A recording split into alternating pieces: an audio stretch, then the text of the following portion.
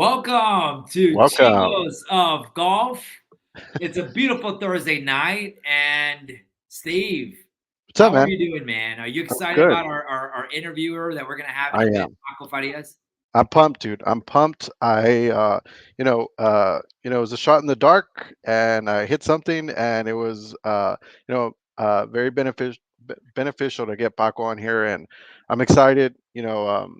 It's just something that it's we continue to grow, so I'm looking forward to it. Yeah, I think Paco is a start of really the first time that we're looking at somebody that's been in the Hollywood scene from a golf perspective, Latino perspective. His influence in co-writing the long game, I think, is going to be great to talk about. All things that we've been doing the last almost 2 years now with Chingos of Golf has been that extenuating the role of Latino in not just golf, but everything else in between. So I think this is going to be a good interview that we're going to have, and we're excited to have Paco on to talk about himself, the long game, you name it. So, Steve, did you watch the long game? Oh yeah, man. How It many was a times did great you movie. watch it? I saw it twice, man. It hit me in the All right. fields. Yeah, I got pumped. I don't know what it was. I just got pumped with it. I So got pumped, and there was parts where I was a little. I felt sad, man. I felt yeah, like, man, I feel for them in the long game, and so I think one thing we'll do then, Steve, in a little bit, we'll bring in Paco. We'll talk about him. We'll learn about his background, and then we'll get started on talking go all from there. things golf and Latinos and the long game. So, I'm good with that, man. Are we all ready? right, Steve, ready? All right, here we go. Everyone, All we're right. bringing in Paco. Mr. Paco Farias, thank you so much for joining us in our podcast of Chingos of Golf. Thank you for making the time to just talk to us about all things, what we do for the love of golf, but also for our community. Just a few highlights about your background, your career, from being a screenwriter, a director, an editor in multiple shows, most recently, and of course, The Long Game is one. Christmas with You is another one. Notably, also Numbers 24 and other shows you've been. From your experience, Paco, thank you so much for spending time with us. Just note that Steve and I, or at least I, don't have any knowledge of what it means to be a screenwriter, a director. All I know is after a movie is done, the credits come up, your name pops up. Especially with the long game. You're the second name that popped up, and I was like, okay, it means something now. But truly, to me, I'm not sure what exactly it means or what the day in life is. So That's first of that's all, where you wake Paco, up welcome. after. Well, I'm not sure what it means to me either, to be honest. Thank you for having me. I appreciate it very much. Yeah. Yeah, I think one thing that we've got from our audience members, we put a message out earlier today, and we got Mhm. questions about, Paco's golf game, but we also got questions about the long game. And what one of the main things that we're going to ask later on, not for right Yeah. now, but something to think about, is as you co-wrote the long game, what was something you wanted for people to know about the movie? Like when you were co-writing it, what were your intentions of the outcome? That was one of the main questions that came up, and we'll talk about it second to that. First off, Paco, tell us a little bit about yourself. How did you get into the role of being a writer in Hollywood for a lot of movies and shows and you name it? How did you get into that field? Um, it was something that developed over, a good maybe 10 or 15 years. I started out as an actor.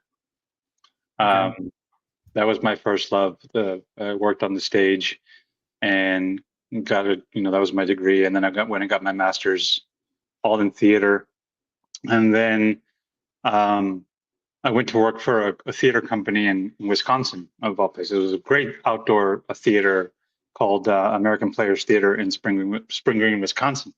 And coincidentally, that's also where my love of golf also deepened, Oh, wow. because across the way from the theater is a very um, kind of bougie 27-hole golf course resort. Okay. And at the time, it was called the Springs.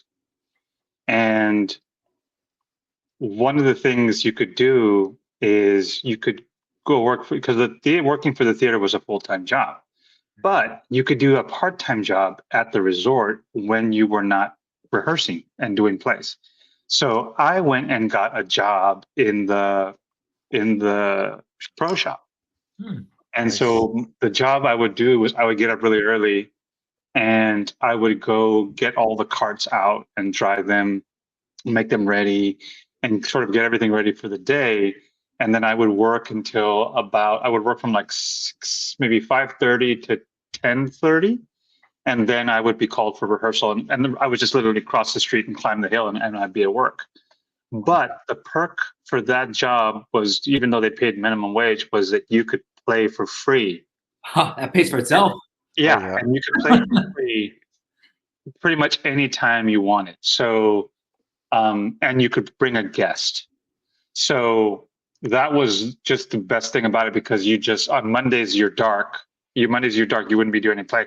And so on Mondays, first light, we would be there, and we would play 27 holes.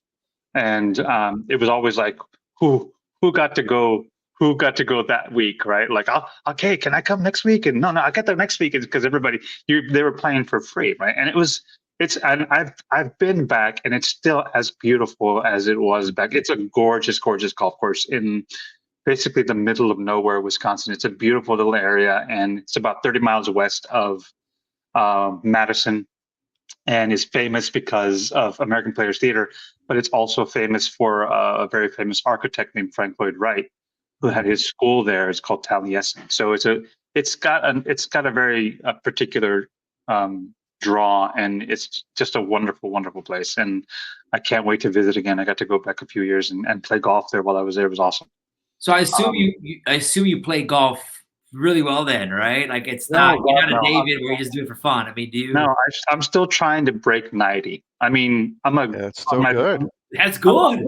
Yeah, on my best day, I think my best score ever is 91. I psyched myself up, and and I was just like, someone said, like, somewhere near like the back end of the turn, he's like, "Hey, dude, you have a chance to break. You can do it today." And after that, I was, because I hadn't been thinking about it. I was just having fun, and then I was like, "Oh man, I'm close. If on these last 4 holes," and then I blew it. And I had one of those holes that it's like you just blow up, and it's just mistake after mistake after mistake after mistake. Yeah.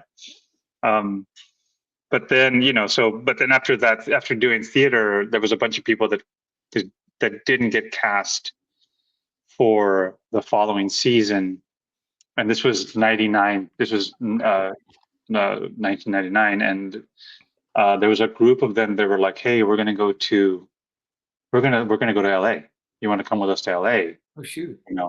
And I thought about it, and I'm like, "Do I want to come back?" I'd always loved film and movies had always been my love. I loved them since I was about 12 years old. Oh wow. And so I was like, "All right, let's do it." And so I chose that year not to go back. And I never left. I mean, I left eventually. I left 3 years ago, and I moved the whole family to San Antonio during the pandemic to be closer to my family.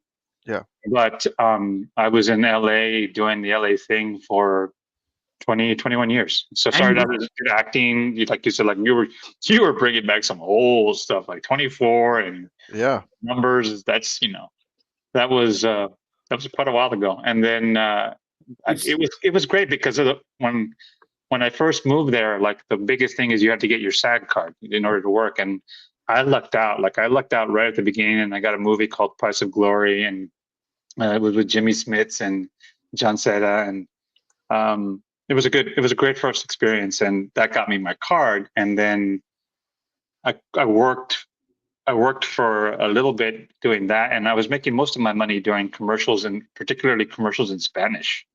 That's kind of how I was, surviving.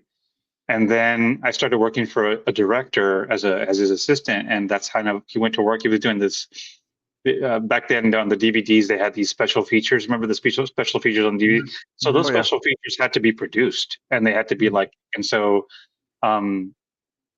there was like a whole economy and a whole engine that made just that. And I was working on these. They were doing the James Bond DVD set. And so they were doing all these little mini documentaries for each of the DVDs. So I got to work for him, and I got to work at this post house in Burbank, and that's where I learned how to edit. And I was just bored, and they would let me. I was necio, right? I would be like, "Hey, what's this?" And they're like, and finally they're like, "Here's a drive, go there, and here's a tutorial, go, you know."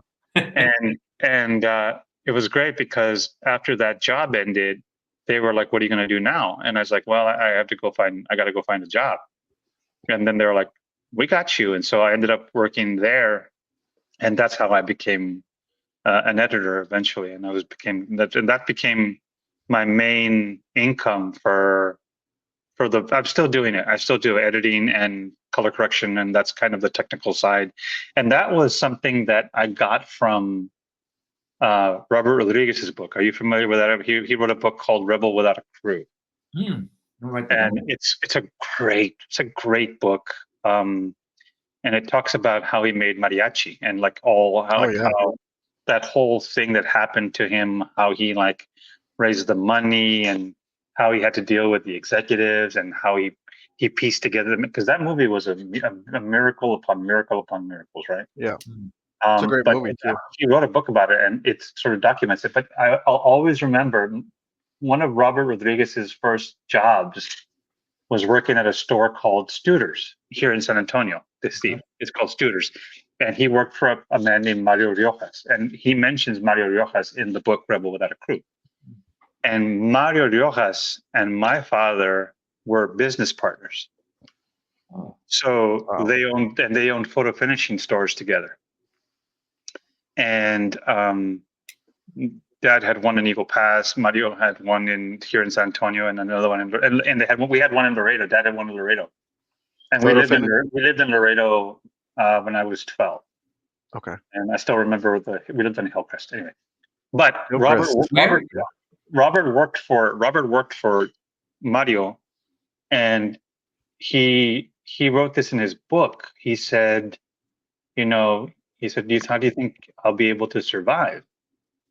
And Mario said, in order to survive, you have to become technical. Oh, shoot. You have to become technical. You have to know, not just be like a director and a writer, you have to know how to make movies and learn everything, learn the audio, learn the cameras, learn the lighting, learn the sound, learn every The whole aspect, thing. the Yeah. whole thing, become technical. And that's how you'll survive. Because a lot of people that go to LA, they focus on the one thing, and it's hard. It's hard because it doesn't come to everyone right away. It's, someone once told me it's not a sprint, it's a marathon. Yeah. Right? So you have to be able to keep working. I mean, there are a very fortunate few, right? And it's a small percentage, right? It's a small percentage from the amount of people that go to LA trying to make it, right? Yeah. That get there and they land a gig right away and they become, successful, working, famous people, boom, like that. Yeah. Mm-hmm. And I'll probably name drop here. My aunt's been up there. She's in LA as an actress. She's been working. Oh wow, I think since the early '80s. And she's been in like the X-Files. She's been in Speed. As a extra. And she was just on this episode or this series called This Fool on Hulu. Okay. Yeah. So and she's you look at her credentials and it's like a lot of It's just consistent, right? Yeah. consistent stuff. And I always felt like, yeah, you have to put in the work. Any type of job, any type of gig you get, like most of the time you're gonna say yes, because that's gonna put food on the table. And yeah, that's the way to learn a little bit more about what you do and all the hard work that goes with it. I mean, Paco, yeah. and back to like a little bit of like the long game. You Mhm. talked about someone that was the director, gave you the hand and said, "Hey, come work for me, do all this stuff." And you're like, "Yeah, I'll hustle, I'll do what I need to do." Mhm. That person, was he Latino, white, black? And I'll make a connection to the long game in a little bit. But that person that gave you a chance, He was what white. He was You white. know? Yeah. He was a white guy. Yeah. Yeah, and that's the point. Also in the long game, Dennis Quaid role, which was Frank. He says something along the lines, and this is not what your mentor was doing, but along the way, it's like you need someone to do the introductions. You want me to do that. You don't need a coach. You need someone to like get you in, Yeah. to make you assimilate you with everything else there. And one of the things I was going to talk about when the long game, we also had that one white mentor that like helped us along the way, that opened the door for us in a way, that we were willing to work hard. We were willing to do all the technical stuff. We're willing to roll up our sleeves and do it. But I find it interesting that even in the 1950s, in the long game, there's similarities to our own lives, having that one person most of the time is not that Latino person. It's somebody from another race helping us out, which I Yeah. found that an interesting theme here. But sorry, Paco, I didn't mean to derail there, but No, it's a very, but it's a very, very important, not like a very yeah, like not a topic, but or like no, because one of my writing partner is Jennifer Stetson, and the guy that, so we were hired by Javier Chapa, the producer, to do the first draft, right? And one of the things that we were adamant about, being a Latino, right, is that I wasn't going to I didn't want to do, and Jenny was with me. I said, I don't want to do a white savior movie, right? It wasn't some a white person that sort of came in and swept, and saved all these kids.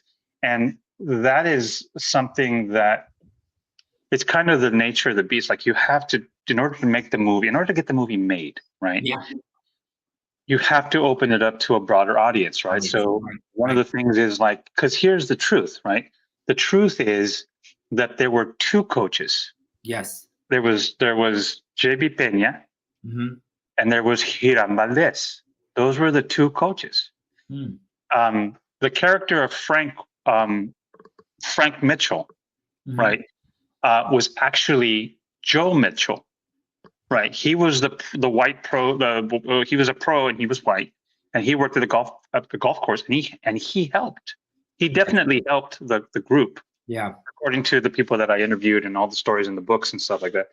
But when you're trying to make the movie, that makes it more expensive. You have two Latino coaches, and then you have Joe Mitchell, because the main characters was Joe Trevino. Yeah. We decided to name him Frank Mitchell instead of Joe Mitchell. Oh, I see. To avoid confusion, because then you have two Joes. You're saying Joe, Joe. So we said we had to change the name to Frank Mitchell to make it easier, right? But then, at some point, because of the initial budgetary constraints, Joe Mitchell and Hiram Valdez had to become one character. Oh, and see, and that kind of that happens in Hollywood all the time, right? It's like, all right, so we have to go after this particular actor, and if you have a third of a role, it's not as enticing, right? It's like, how do you attract the name talent that you want to be in your movie with a smaller role? It's hard. It can happen if you have it, and it does happen, but it's harder, right? It's harder to do. So what you do to make it more enticing, to make the character a little richer, a little more vibrant, a little more on screen, a little more screen time, right? Yeah. You take those two characters and you make them one, and all of a sudden you've heightened the importance of that character. Wow.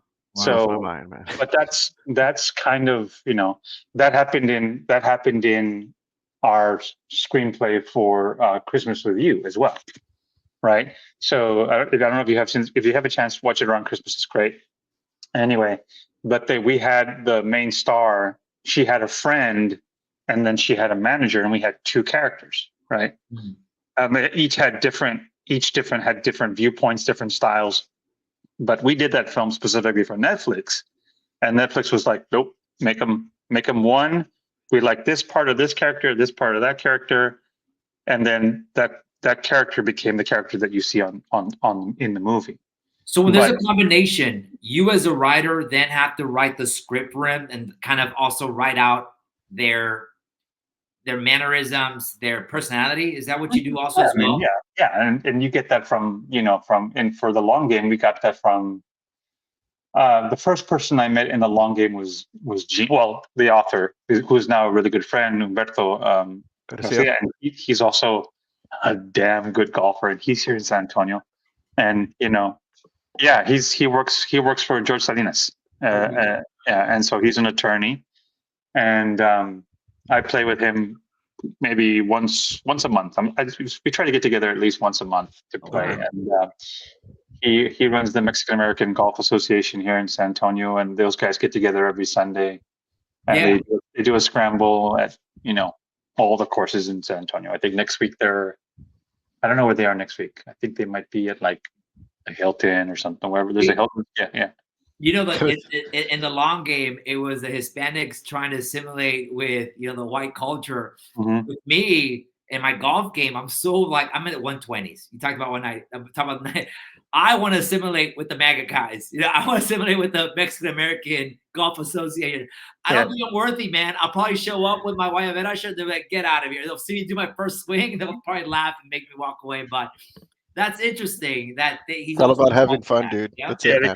they call him El Presidente because he's the guy. He's the main guy. And Yeah. hold on, my son is texting me. One moment. Yeah. Of course. Okay, You know what? cool. While you're doing that, let's show people the 2-minute screenplay, a little bit of the long game. I think the next topic here, Paco, let's give a little. Let me put this. I'm gonna put the long game, the trailer, so people know what we're talking about. Sure. I think one thing that I want to talk about with you is Boyle's role. I found that Boyle's role being very interesting. Cheech Marin, the cage, he takes it off certain times, the vulnerability, he talks about respect, but also the principal, Peña, and also the dad that's played by, I wrote his name down here, Jimmy Gonzalez. Jimmy. Yeah. The 4 type of Hispanic males at that time fighting for a different type of respect. Mm-hmm. I think my dad was a Chicano. My dad was the age of these kids now. He's probably at that time in 1950s, he would have been maybe, I don't know, 12 years old, 13, maybe a little bit younger than them. But I recall him talking about the Chicano way and being a Chicano, how important it was for him. And he went to UT and he always talked about certain things. But I want to give you my perspective on that. And I want to get your take, especially on what those like Boyle's role and that piece there. But with that said, if you want to tend to your son for a little bit, we're going to play the trailer, 2 minutes, and then we're going to talk about Sure. long game. Is that cool? All right. Do it. So everybody here, this is the long game here. Well, you want to add it to the stage first, dude? Oh, yeah. Maybe I can do that. My bad. All right. Here we go. Can you hear it? Yeah. Frank mentioned that you served together. Marines? Infantry. 141st Regiment. I know you hear this all the time, but thank you for your service. Well, I don't hear that all the time, but I was proud to serve my country. I don't want to just want to play here. We got to consider our other members, and they are just not used to seeing a Mexican on the golf course. I work in a bakery shop from 12 to 9. Fetch, ball boy. It's not even a tough shot, Felipe. Oh, yeah? Corey says you can't do better. How about that? Joe. Where'd you learn to hit like that? How would you boys like to be the first members of the San Felipe High School golf team? Us. They asked me to join the new golf team today. Golf? That's the Your dad. sombrero anyway, man. Whenever you're invited to a gringo party, you're either the entertainment or the help. Let me ask you something. Are they any good? Nope. But I don't want to be a babysitter to a bunch of juvenile delinquents who just want to get out of detention. That's dope.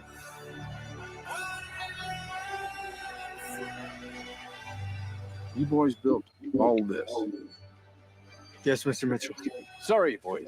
When we spoke on the phone, I assumed you were American. Well, you assume right.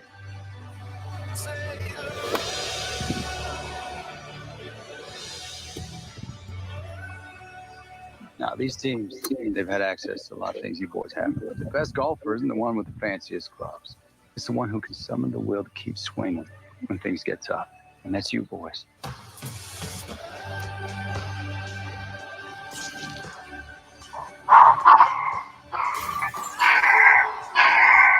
This is more than just caddies and cannon fire.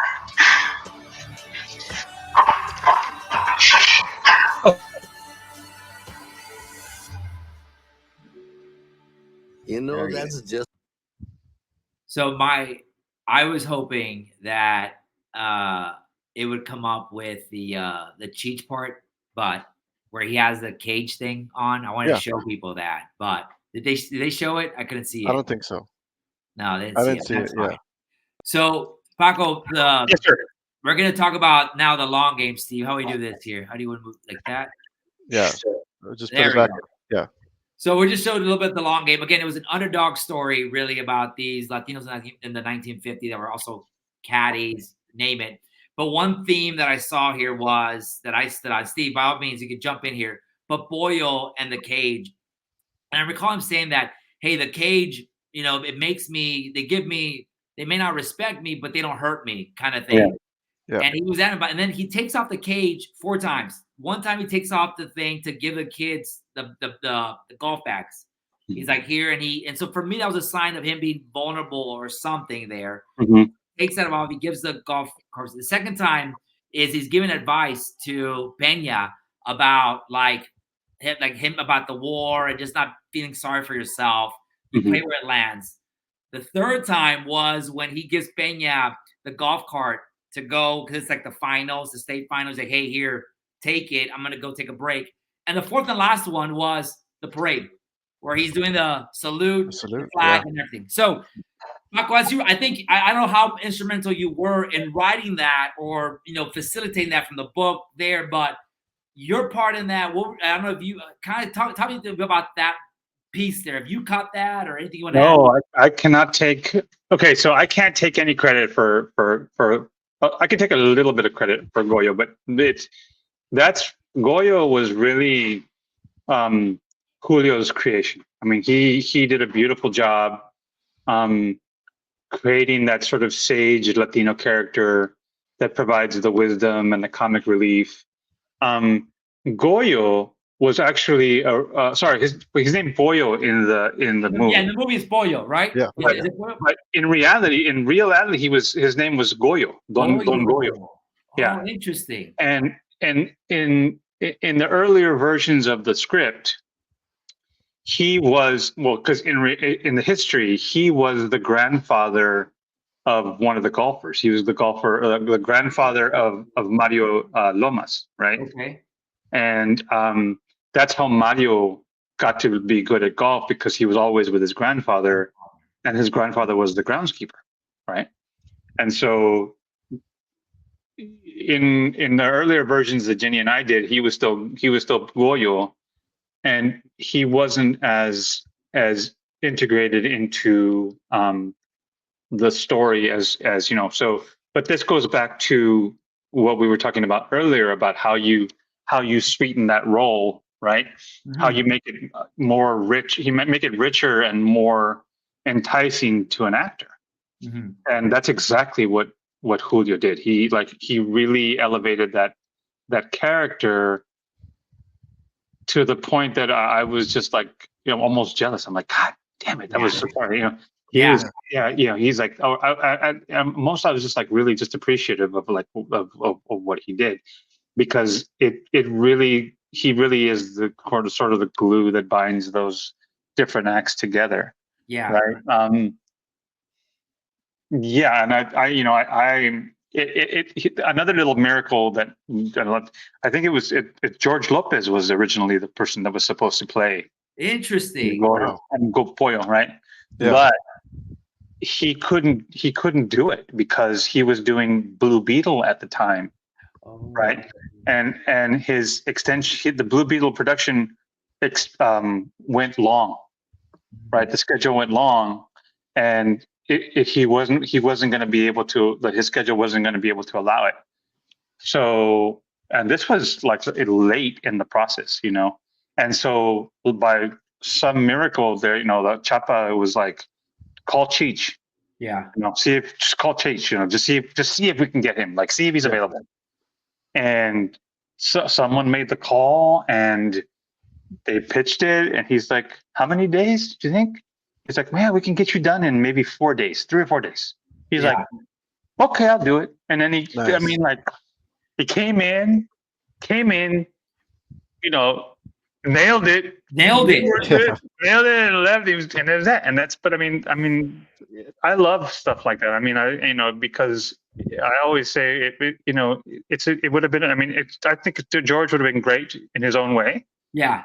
But I think having Cheech, his energy and his vibe and his ability to just kind of underplay everything. Yeah. really elevated the film. So that was one of those little, miracles. And I think I talk about this a lot.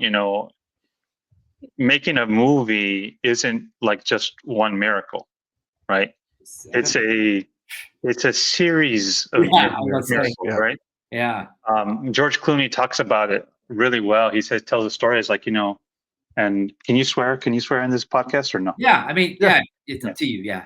Yeah, I mean, you can bleep me out later, but George Clooney said, if you could have you could have the best actor in the world, right? And you write a bad script, and you're, right? Yeah. You can have the best script in the world. You can have the best actor in the world.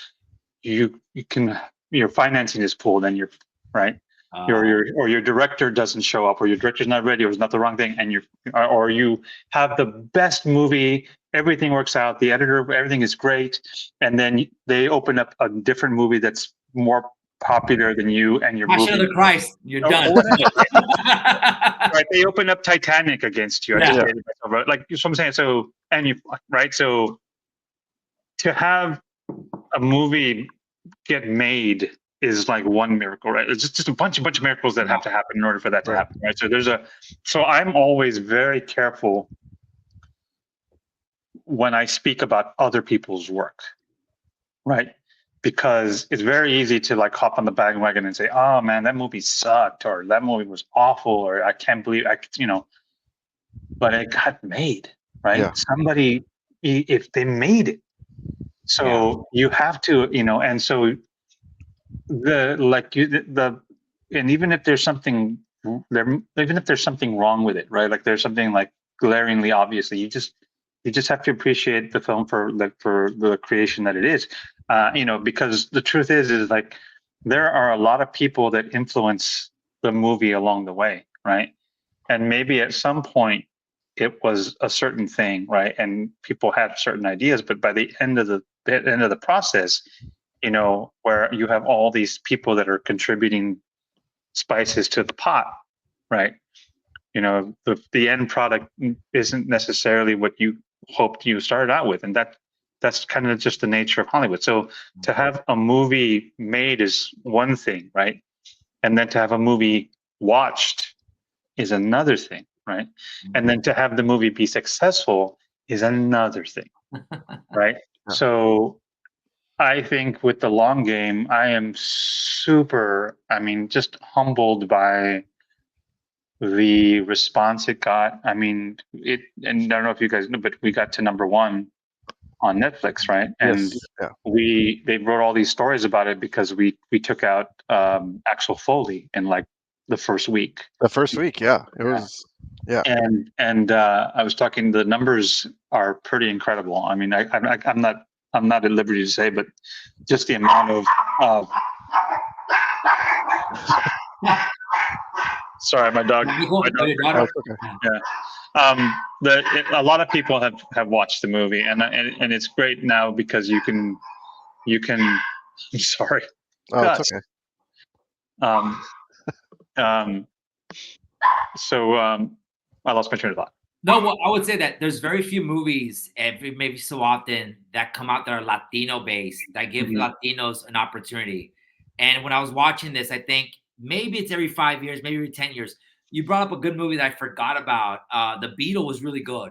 Blue Beetle. From a Latino perspective, like the undertone, in that movie, like the stuff that we did in the valley, in the border towns, that is rare. I'm thinking before the Beetle, maybe Selena. I'm trying to think if there was another movie that had that flair that most people don't. I'm probably missing. Let Him Blood Out, man. But that's California, right? I mean, but nowhere here nor there. It's rare. And the long game elevated, man. It didn't look low budget. It was not low budget. But usually when they do these, and Blue Beetle wasn't either. That course was awesome. Blue Beetle was a DC, so that's big bucks. Yeah. But my point is that usually these Latino themed stories, movies, historically are like lower budget. Not you can tell. And when I say lower budget, I don't mean it like in a bad way. I just mean they probably had to put 5 roles in one. I don't know. You know what I mean? Like, but it's rare, and so I'm glad that y'all gave an opportunity to Latinos, young men out there acting and looking for those roles. Hopefully, they'll do well after that. Especially the boys that played the caddies, they did really good, and they just stood out to me. So I think it was a Where good. was Yeah. the film mostly filmed at? It was 50% done in Colombia. Okay. Oh, in Colombia. And 50% done in Texas, I think. Okay. It was the final. Okay.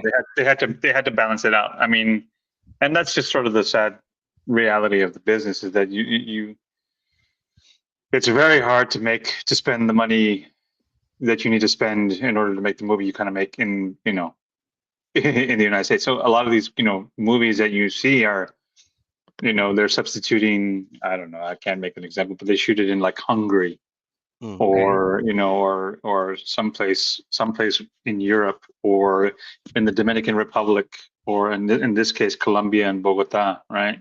Is it to save And- money on the cost of the location?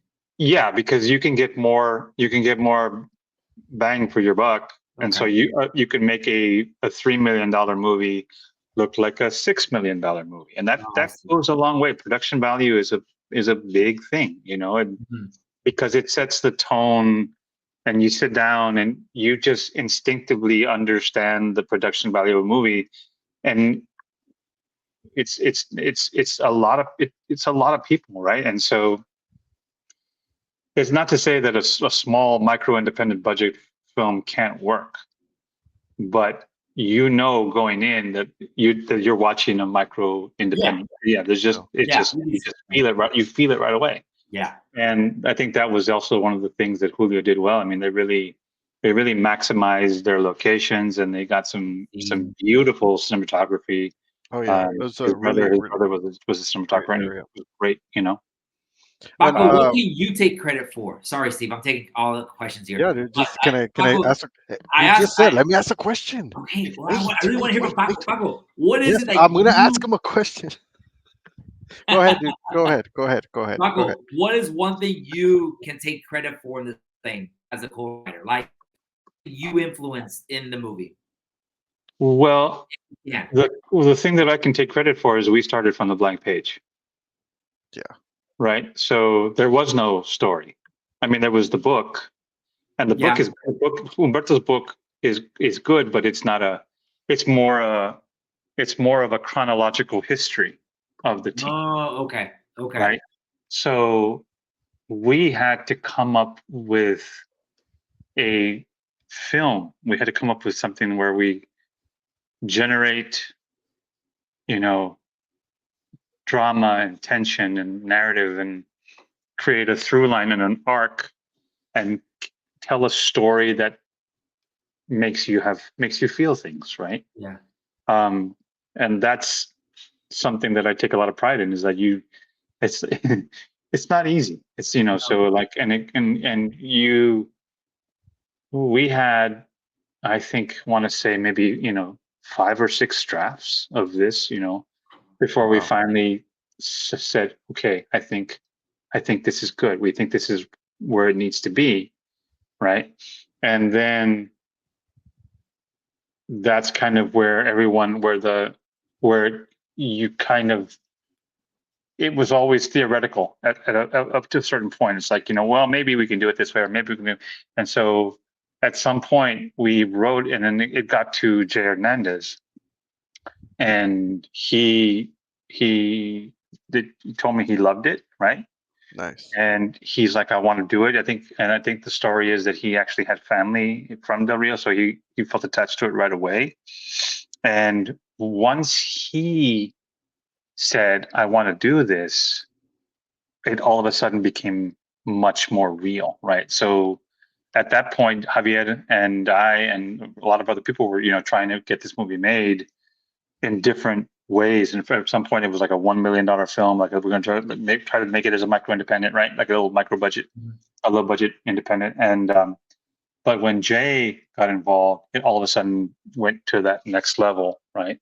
And then you had George, and you had Jaina and Julian Works and all these other people that sort of came in, and then it became real, right?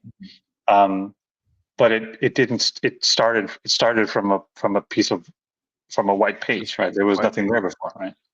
And, And then, how and then, often, I'm sorry to interrupt. How often did you spend with them?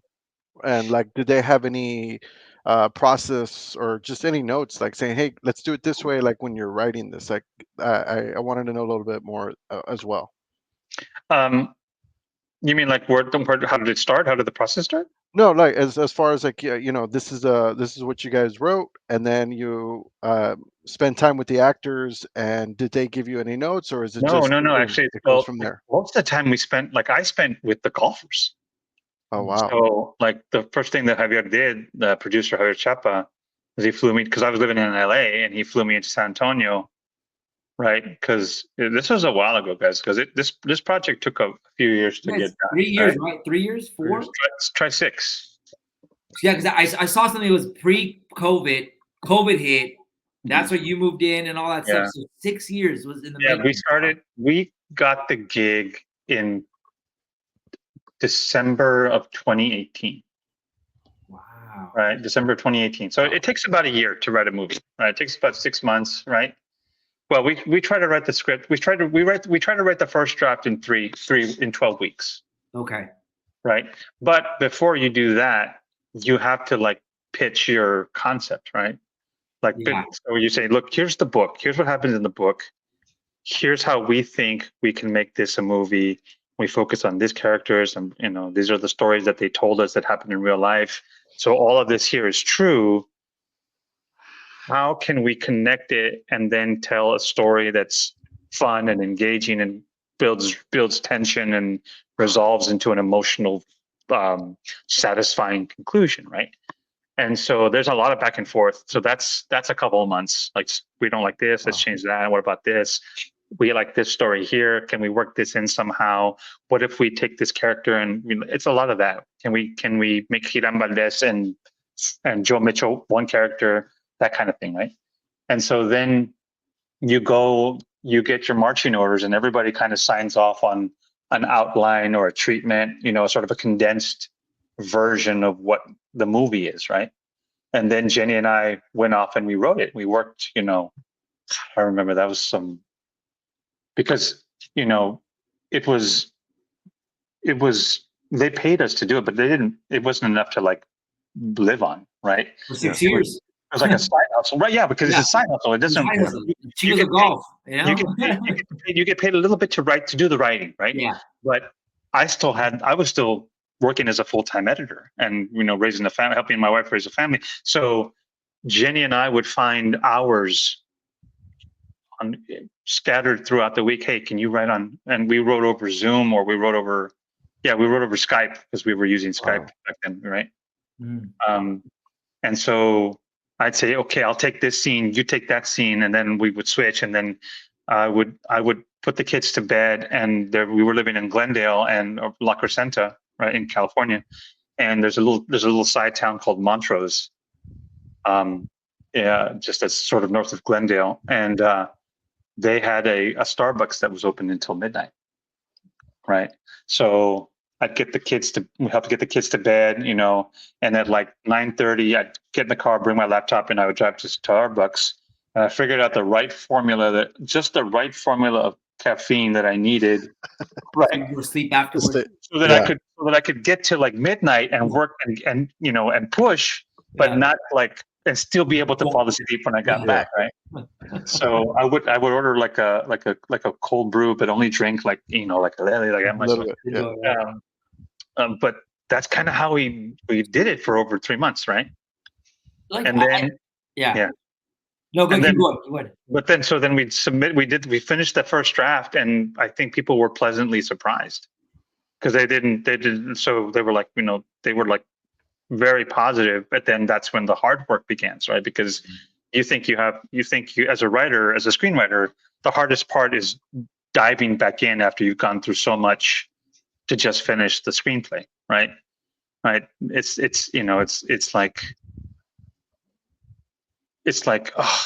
like you don't want to get back in there, because you're gonna have to change stuff, and then you work so hard to get it done, but you need to do it. So that's the next hard part. And so then you get the round of notes, and then you do another draft, and then you get another round of notes, and you do another draft. And we did that for about 2 years, right? Almost Wow. almost a year and a half. Just Of back just going back and forth of like writing something, notes, back, Mm. and then coming Just, back. Wow. just keep working, and it's all like, Javier Chapa, bless his heart, I love him. He's a good friend. I'm still working with him right now. But he really believed in it, and he didn't give up, right? And there were different versions of this movie that were going to get made, and it didn't happen, and they were almost going to happen, and it didn't happen, and then COVID hit, right? And then it was like boom, right? And so everything shut down. But it was a wonderful opportunity to sort of dive back in and sort of rethink the movie otra vez, right?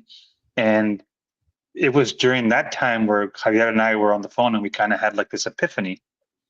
And he's like, "What if we la la la?" And I'm like, "Hey, yeah." And so we dove back in, and then we came up with this last draft. That was the draft that is not the draft you see in the movies, because what happens then, right, is that once everybody got excited about it, right, and it became a thing, and you attach a director, well, then Julio Quintana comes in, and he's like, well, Julio has his own vision, right, and his own creativity, and he brought some incredible ideas and brought added tension where there wasn't tension before, and I was like, hey, that was chinga, that was a great idea, and his pass, and then there's another little bit of back, but then that's the movie that you see it, right? That's the movie that you see on Netflix, right? But but by then, we premiered at we finished it. It was filmed in 2022, finally, right? It premiered at South by Southwest in March of 2023, and we won. We won the audience award there, right? And then the strike happened. Right? Yeah, the writer's strike and the producer strike, and again, everything shut down again, and so we were like, gee, so we had to wait until the strike finished in like October, right, before there could be any deal made. And so the way Hollywood works is there's windows, right? Everybody, they know exactly what movies are going to be made like 3-4 years in advance. It's boom, boom, boom. This is there, boom, boom, boom. So when you make a movie, you're just trying to find, depending on what size of movie it is, trying to find that window where they're going to put you, right? So we knew Javier's like, dude, we're not going to get into anything this year.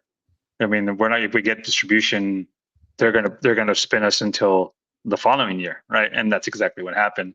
We had to wait till April of the following year before we got theatrically released, which is where we're, think about it, how long that journey is, right? And it's that this story is just unique for this movie, right? It's just the way it happened, the set of circumstances that happened for this movie, right? For Christmas with You, that was a Netflix job. It was spearheaded by Netflix. They were like, go, go, go, go, go. We finished that script in 4 months. There was a round of notes. We did the notes. We did another note, another round of notes, and then they brought in another one of their Netflix writers to do a couple of little things, and then they would shoot it. So that movie got done in a year, right? But that's because it had the what do you call it, the industry behind it, right? So the backing, yeah. The back. I mean, you got this movie needs to be. We have to have this movie by November for Christmas season. Go right, get it done. And so it's got all this momentum behind it and all this force. And so those are like established deadlines. And because the distribution's all already in place, and that wasn't the case with Long Game. Like everyone was just like, Javier just really believed in the movie, and I'm glad he did, because it was very, very successful. Well, I think that's more of like the little miracles that you were talking about earlier. Like every little thing has to come together to be able to reach that certain point, and through, I guess, all the trials and tribulations and the shutdown and COVID, you guys are still be able to make this movie and release it on one of the biggest streaming platforms that there is So it just shows that and like you said, Javier Chapa really Javier, right? Yeah, Javier. Yeah. Uh, He's from McAllen. Oh, okay. There you go. But like, he's something he really believed in, and he kept going at it. And also for you to get notes back, and then to go back, and then to keep doing it again. That just shows the perseverance, just like the movie. Yeah. In fact, I think we wrote The Long Game before we wrote Christmas with You, and Christmas with You was on before yeah. So now I kind of have an understanding now, like as a writer, you're really writing business proposals and rewriting them. Like it's a initial business proposal of this proposal, of that proposal, rewrite it. So one of the, and I know we're coming up to the time here, but I do want to just talk about the 4 type of Latinos there in the movie. And I don't know, Paco, if you've had this chance to talk to other Latinos in this kind of about the film. I don't know if because I don't know if anybody caught on this. Maybe you did on purpose or not. But I saw a theme of 4 type of Latinos. The one is like the dad, hardcore. I'm not gonna play by their game. That's dumb. I'm gonna just work hard. Don't even get me involved. That's the dad of Joe, right? Like he's like, mechanic. I'm just gonna why? Like it was embarrassing for his son to be on the front page of the newspaper playing golf. Where he was like, get out of here, whatever. And I remember seeing people like that in my life. Then you have also, I think another person that's the principal. The principal also has it not as tough as that. He played the game, you could tell, but he would do the whole staring thing. Oh, I got to stare them down. I got to show them who's the man, who's the boss, So you could tell that he played that piece a little bit.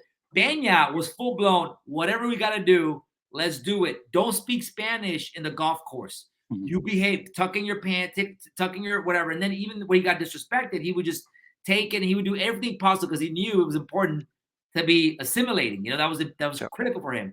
And then the 4th one, which I think was Pollo or Gallo in the real life, Pollo was like, hey, they leave me alone. I don't care about the respect, but, they don't hurt me and I'm fine. And I feel as a society, Latinos at that time, over time, I felt like there was a decision to be made of how we're going to raise the next generation of our Latinos as we assimilate into America.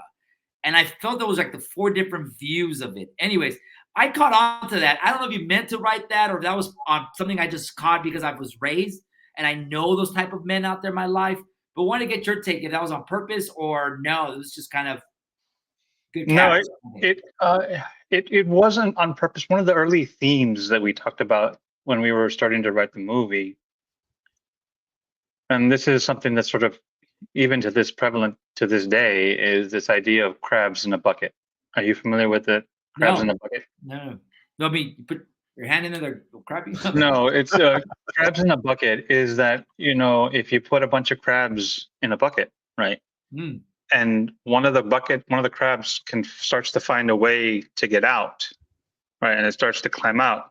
The other crabs reach up and pull him back down because they're like, no, we want to go. And so it's this constant like vicious cycle of trying to get out, but people are like trying to hold on to you and and so it's very I'm gonna cry.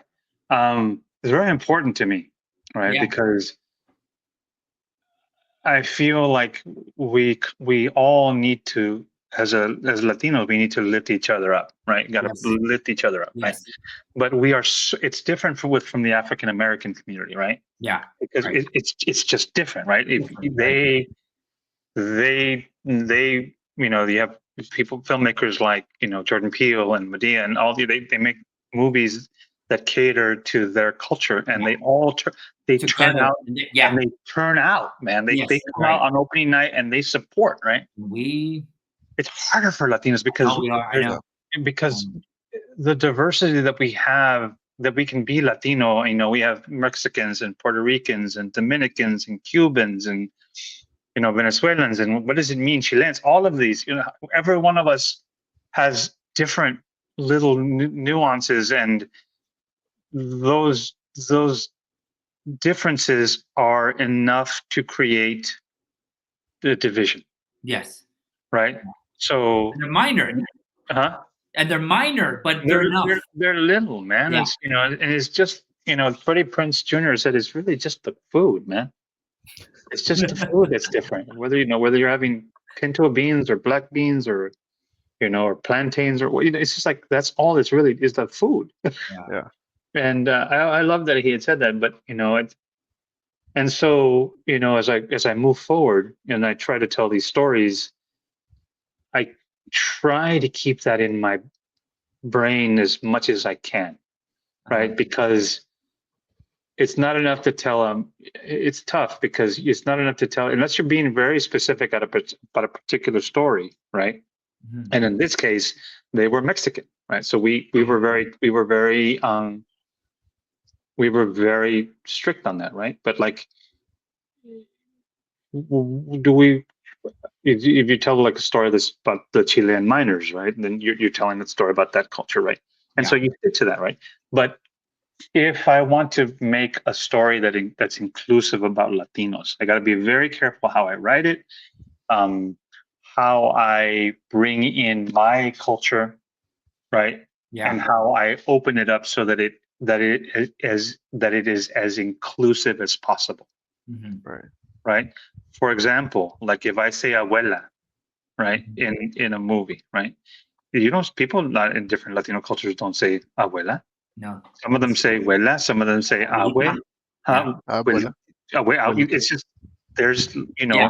and so like right now I'm working on a movie called Rosario, which is a horror movie, and it's got a little bit of everything in it. So they're very conscious about whether they say abuelita or abuela or abuela. So if it's little nuances like that can disconnect people from when they're watching the movie. Wow. It's a very like Is it about the interesting. Llorona?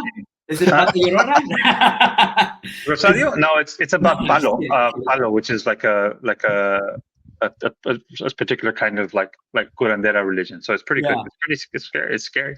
But just Yeah. like you said, Paco, like being able to like those little writing sentences, like just those little words there, Mhm. you have to be very careful because you have to portray it in, and like you said, in our culture. And it's 100%. Our culture, sometimes we're putting each other down. Like David is just one of my best friends. He's like a brother to me, and to this day we still play around. We put each other down, but we're always the first to rise up. Like we stick together, and especially with this. Hold on, David. Hold on, dude. I know you want to talk. Wait, dude. No hablas Wait, español, güey. Look at it. Paco, What are you talk about talking two about? different Hispanics. No hablas Here we go. español. Mira, no hablas You can, nada. yes. Mira, ¿entiende? How many words that you got, dude? How many words that you could say right there? Yeah, you're done, right? Yeah, you're done. Where's your difference right there? Some that don't speak Spanish and the ones that do, man. No, I'm just I understand it, dude. I understand. Leave me alone. Anyways, what I'm saying is that, especially with our podcast, it's the golf world is saturated with all types of podcasts, all types of golf merch and everything. But we got to push through that, and we just got to support one another. There's a bunch of them here in San Antonio that I learned a lot from.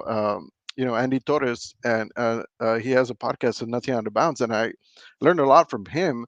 And we just continue to grow and be able to help each other out. I think eventually, we'll get to that part where it's just nothing but love. Mhm. Yeah, we have It's a journey. it's a journey. Yeah. It is.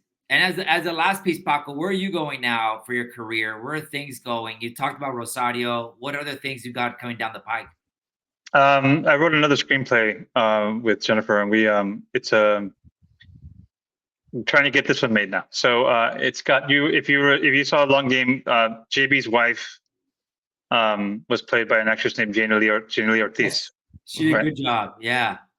From Station 19, and she is just a lovely, lovely human being, and I can't say enough nice things about her. Anyway, when she was one of the first people that I met when I went on set, and I was just sort of, she was charming, and at the cast party at South by Southwest, we started talking.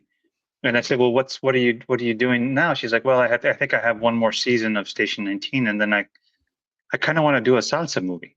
Mm. I mean, like, and I was like, "Salsa?" I'm saying, I'm assuming you mean salsa the dance, right? She's like, "Yeah," and she used to be a professional salsa dancer before she became an actor, and so I said, "Well, Jenny and we can pitch you a movie.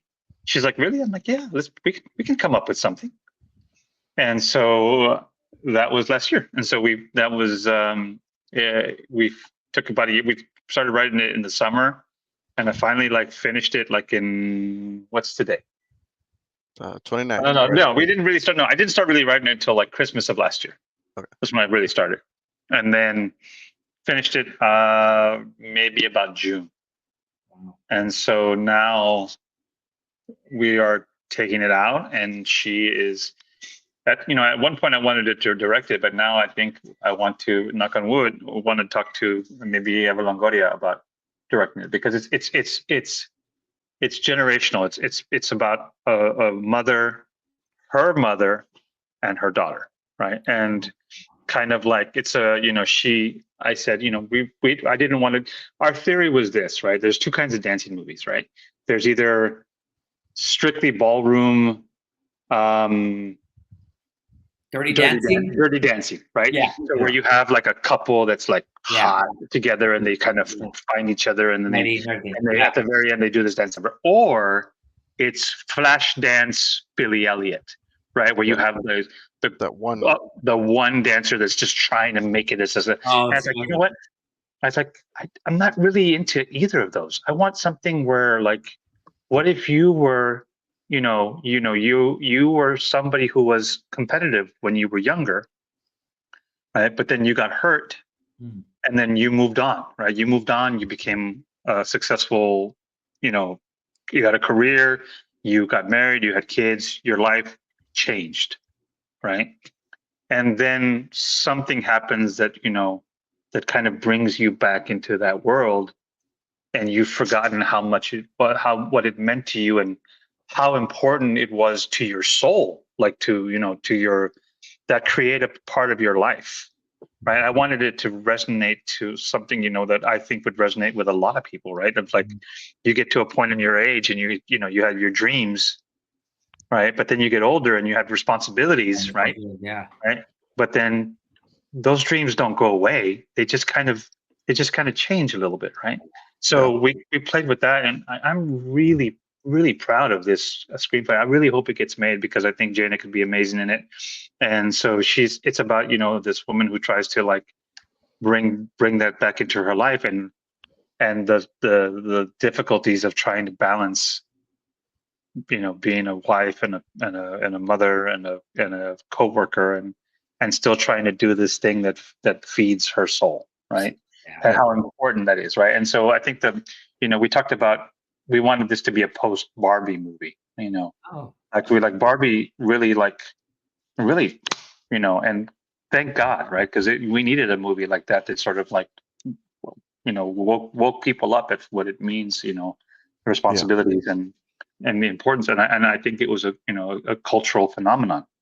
And then so we wanted to sort of say, well, how can we build on that? How can we tell a story that kind of can build from that point forward? There was a movie, Tap, with Gregory Hines. Yeah. Have you ever seen that? Something similar where he was in jail. He was a great tap dancer at one time, and then White Nights. Isn't it White Nights? It's called White Nights, no? No, it's Tap. Oh yeah. I was like, I looked it up. Yeah. We're kind of basing it a little bit off of like a movie with Richard Gere called Shall We Dance? Okay. Where you have that. Have you seen where he's like him and Jennifer Lopez and Susan Sarandon, and it has similar themes of like you're like, it's not midlife crisis, but you find something that you didn't know you needed. Yeah. Anyway, right now it's called Follow Her Lead, and we'll see what this is really the first time I've talked about it in breaking news. Let's go. Breaking news, and then in a whole different vibe. I've been fascinated with cenotes since I went down to the Yucatan and went swimming in the middle of nowhere. Oh yeah. And I learned their history and their and how they're made. And I just thought it would be a wonderful like horror oh yeah, survival horror, yeah, you're underwater, you're in a cave, and you have some kind of supernatural element. I think it's element there. Oh wow. Yeah, so that's halfway through. I'm almost ready to get that one going. Yeah, Wow. cenotes. When I went a couple of years ago, it was my first time, and like just Beautiful, being incredible. Yeah. yeah, it's incredible. Again, like putting the thinking of like, oh, this could be a good way to, like you're stuck in a cenote, and And the science of it is it beautiful because there's a it's called the halocline, right? Mhm. So the word, and so it's where the salt water, the fresh water, and the salt water meet, and because of the density of the salt water, the fresh water is kind of sits on top, or maybe vice versa. I can't remember, but it does weird things to your brain if you're underwater and you swim through that middle line, because you all of a sudden your perception changes and you kind of lose where you are, and it can get very disorienting. I thought that was really, really fascinating. Halocline. Nice. Well, if you ever want to write a story about kids that were in high school football, Here they we were go. going to play state football, but 6 of them decided to drink on the bus. And it was a big story, and none of them got arrested, but then we didn't win state. But anyways, that happened in That sounds like a fun raunch comedy. Oh, yeah. It might be the next long game, maybe 10 years from now. Back in Laredo, Texas, a bus of kids almost all got arrested for drinking the bus. But that's been my favorite thing to happen since the long game became popular, is now like everybody, like all my cousins are coming in and say, Let me hey, tell you. story. how about this? Right? What about this idea? Steve, is your life Can we do a movie about this? I'm like, Like a movie about carne asadas. Like, let's do something. How we do? no, but like I tell, there's a great thing, and I don't know if we're out of time, but I'll let you go with this. But I've been talking a lot about like structure and how you make a movie, how you write a screenplay. And there's a video that's gone viral, and it's by Matt Stone and Trey Parker, Matt Stone. Yep. The guys that make South Park. South Park, Right? yeah. Okay. And they're talking to a bunch of students, and they say, if you take all your scenes in a movie, right, and then you put the words "and then" in between them, you're screwed, right? If this happens, and then this happens, and then this happens, and then this happens, and then this happens, that's a terrible movie. It's a series of events, right? The words that need to go in between each scene are therefore or but, right? So this happens, therefore this happens, but then this happens, therefore this happens. So this happens, but then this happens, and therefore this happens. And that's how you get that continuity and that feeling that you need to feel when you're watching a movie, because your characters are doing things that affect their lives, or what affects the course of their actions, right? And then they have to overcome those decisions because they messed up, and now they have to get to the third act, right? And overcome that. But that's all because of the things that they did along the way. And so structure, that's really, really important to Jenny and me when we tackle these screenplays. How long have you known Jenny? You and Jenny worked together? We became friends, and Jenny and I became friends in like 2006. We were working on the same short film, and I said, "Hey, you're cool, you're awesome, and do you want to get coffee?" And she's like, "Yeah." And it's funny because it wasn't like she's like a sister, but it's that kind of vibe, right? It was family, and we just hit it off. And it's funny because we each have 3 kids. So she's got 3 boys, and I have two girls and a boy. And there were times when we had all 3 kids each with us trying to write. Wow. We have a musical called El Rey, which is a mariachi musical that we've been trying to make for years, and I'm still hopeful about that one. But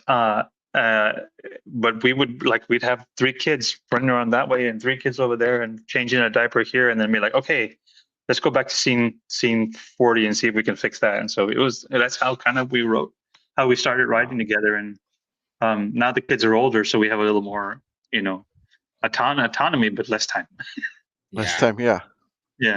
And Jenny was a co-writer as well of The Long Game. It was you She too, was, right? Yeah. Wow. Yeah. Well, Paco, I promised you 30 minutes. I could probably go another 30. I want to tell you that The Long Game, the ending, made me cry. Oh, good. That ending was good. It wasn't the best ending, but it was a good ending. Like them looking at the Hispanic, like the waiters looking at them when they're walking through. That look, I get that. I've seen that look before done, and it's like it's a good feeling. They resemble the actual That's players. Julio. That was Julio because that was his addition, and I thought that was good. That was gold. No, we wrote. We wrote the whole thing about the long game was, they weren't allowed in there at all. They weren't allowed to go in the clubhouse, right? So even from the start, from the very first draft, that scene was always in our heads. That at the end of the movie, they had to walk through the clubhouse, right? Yeah. But Julio added the wait staff, yeah. And God damn it, if that wasn't such a brilliant ad, because it's one thing to have the golfers, the kids walking through Defiant and having the white people look at them. Yeah. Right. It's a whole nother level to have the staff. Chills, we went to an event here in San Antonio to put our shirts out, the Chingos of Golf shirts. So we had the little sign that Steve has, Chingos of Golf. And it was at the Rock, with the Spurs play, whatever. And the only call I'll say, the people that bought our shirts were the workers, and it was the workers that were looking at us, and they would come by and like, "Hey, you sell golf shirts?" Chingos, and it tells about it. And some people that were there that participating were interested, but that stare was something we got, and we get every now and then. People are like looking at us like, "Hey, like keep it up," like attaboy, ginger boy, keep going at it, and I think that was just a very good ending, and man, you did a wonderful job, man, and we look forward to more work that you do. Yeah. I hope our lives cross again. Yeah. Podcast, golf, you name it. We'll send you a shirt, Paco. Yeah, I appreciate it. I'll wear it with pride. Yeah, 100%, Paco. So thank you so much for your time and for taking time to meet with us, Steve. Yeah. Else?